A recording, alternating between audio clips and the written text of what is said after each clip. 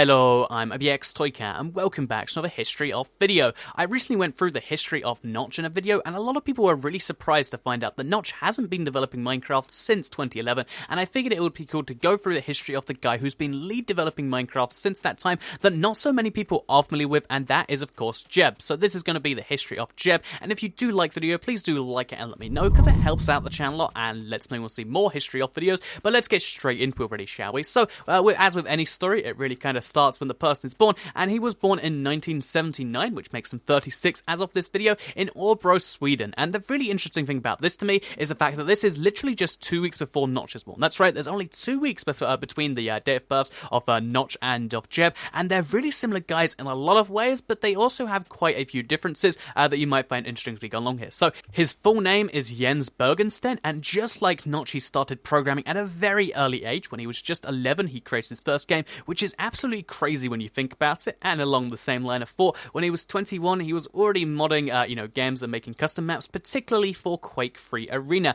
And this is really cool to me as an early part of what he did, because Minecraft is a game which is built on people making their own content, and that's something he really believes in, and it's something he did for a few years back then. And I thought that's quite cool. And along the same lines of being quite cool and contributing to this later on career thing, he actually in his first job did C++ and Java development for Oblivion Entertainment. So unfortunately they don't exist anymore because they did go bankrupt, and as a result of this, he decided to go to Mojang University and get himself a computer science master's. And while he was doing that, he founded an indie game studio called Oxide Games with a couple of friends. And this studio is probably not one you've heard of, but it is reasonably successful because 2 of its games have managed to make its way to Steam, which is a reasonable bar to entry. And one of these, the first one he worked on, was actually called Harvest Massive Encounter. So I looked at this game because I was like, I'm really curious, what was one of the first games Jeb himself released? And I look at the gameplay and I'm just like, I don't even know what's going on screen right now. And you could look at it for a little bit and see if you can work out, but it is a real-time strategy sort of game. It looks like it's kind of got a bit of tower defense element in there, and it's kind of cool like that. So obviously since then he worked on a few other games, but interestingly, because of his work with Oxide Games after he had his masters, he did a bunch of game jams, and he's explained this story himself as to how he actually met Notch, because he went to so many of these game jams, make games in a certain amount of time.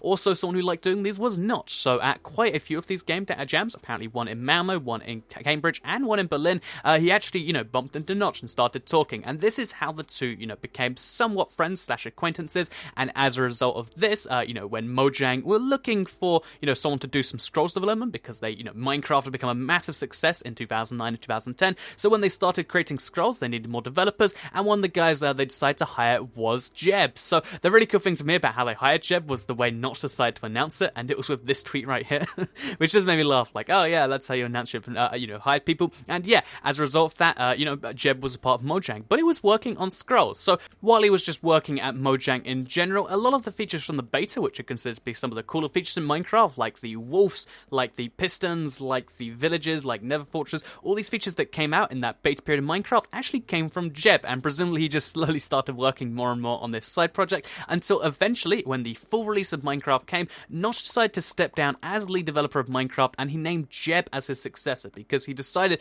that Jeb was one of the best people to lead this game, and that's why, Jeb is the lead developer of Minecraft now, and has been since 2011. That's right, for almost 4 years now, Jeb has been in charge of that whole thing, and it looks like it's going to keep on going that way, because at the end of 2012, he decided to also take the reins of being the lead developer of the Pocket Edition too. So that's right, 2 of the 3 editions of Minecraft are lead developed by him. Obviously, he doesn't do everything, but he does, kind of coordinate the whole thing, make sure he knows how it works. And a lot of the key Minecraft decisions actually do come directly from Jeb. So that's kind of the Jeb Minecraft story. He just kind of had his own thing and then accidentally kind of ran into Notch, who decided he wanted him on his staff, and then he started working on Minecraft, then he started being good at that, and now he's the lead developer of the game. I think it's kind of a cool story, especially given how similar the two guys are in a lot of ways, given how close they were to birth, given how much they both love programming, and I think Jeb is one of the better guys to lead Minecraft development because he's quite cool like that. But before we end the video, I want to go through some of the fun facts I found while I was researching all this sort of stuff, because I thought a lot of it was quite cool. So first of all,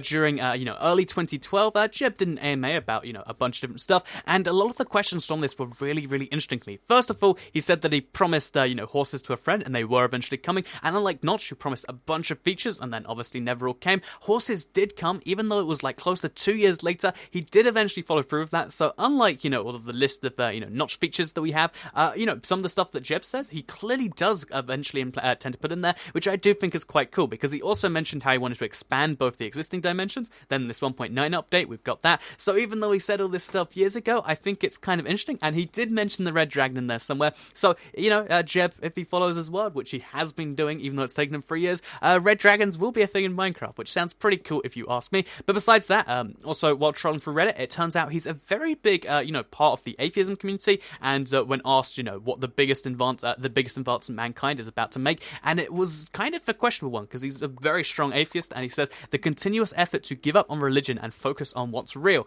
which I thought was like, whoa, that's kind of crazy. But also, just kind of end on a happier note than that, he married his current wife in 2013. Her name is Jenny Bergensten, which I think is kind of cute because it's Jens and Jenny. But also, when he was asked if he was bothered about Minecraft being known as Notch's thing, despite, Notch have only been doing the first 2 years versus Jens's 4, he said that he's not bothered at all. He says that he's very happy he got the chance, and I think that's a pretty cool attitude to have towards the whole thing. So, yeah, that is Jens Bergensten, or Jeb, his full history. I hope you did all enjoy it. If you did like the video, please do like it and let me know. Share if you really liked it, and subscribe if you're new around here. I make videos like this every single day on my channel, and if you subscribe, you'll see them all daily on your homepage. Let me know in the comments down below when you see it in the next History Off video. I've covered, I think, the console edition, the 4J, the Notch, I've covered a lot of the big things, but if you want to see one in particular, let me know down there, and we might just make it happen, because that's where the Jeb suggestion came from. And besides that, I hope you did all enjoy the video. Have a nice day, and I'll see you all in the next one. Goodbye.